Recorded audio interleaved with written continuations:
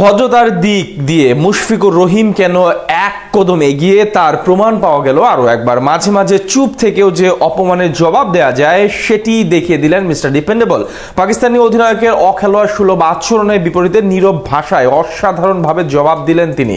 বুঝিয়ে দিলেন ক্রিকেটে কেন মুশির সম্মান আলাদা পর্যায়ে। মুশফিকুর রহিমের সেই অপমানের জবাব দেবার ঘটনা নিয়ে বিস্তারিত জানবো রিপোর্টে।